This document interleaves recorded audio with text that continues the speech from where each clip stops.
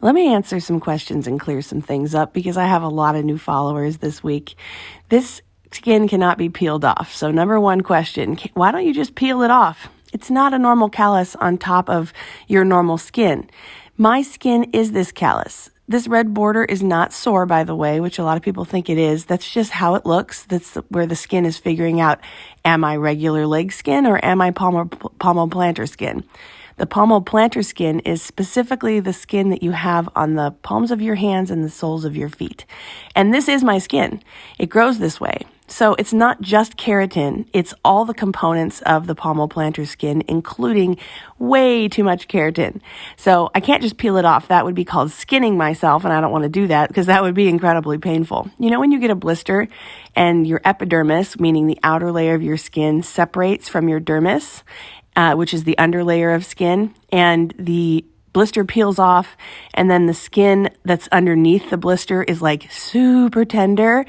That's what I have underneath this skin. So I have no desire to just try and rip it all off or use such extreme skin removal agents such as an oral retinoid, which will make it all entirely fall off, but then you're just left with that under the blister skin, the dermis, and it's where all the nerves and blood flow is, and it would be incredibly sensitive and painful to walk around on. So there's no just peeling it up. Question number 2 would be, is it painful? And the answer is no. It's very thick and I can't feel it.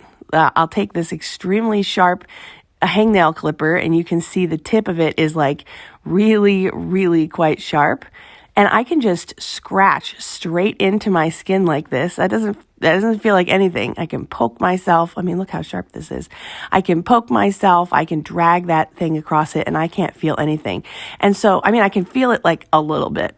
So when I say that like I don't feel the clipping, it's not a big deal. I can sense whether I'm going too deep because I'll start to actually feel it.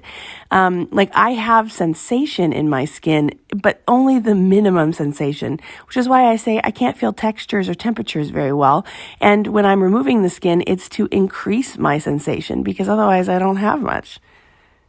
However, popular question number 3 would be, so you must be able to walk on gravel or Legos, like superpower. And while I can't feel texture or temperature very well, I can definitely feel pressure. So like if I were standing on a very uneven surface where like it was really bumpy gravel or something, it would still be pushing into my foot at all these pressure points that are very uneven and it would still feel painful. But I wouldn't be able to feel like the texture of the gravel or the stabbiness of the sharp sides, you know what I mean? But it would still like be really uncomfortable and stepping on a Lego still really hurts. And the final question would be like, why don't you use X, Y, or Z? Why don't you do this? Why don't you do that? And the answer is I could. In most cases, whatever your suggestion is, sandpaper, pumice stones, a grinder, like whatever people have come up with, why don't you soak in these incredibly extreme acids or a super extreme chemical foot peel? I could. The difference is that I have come up with methods that are extremely efficient. My methods are the least time consuming and the most practical for my daily life.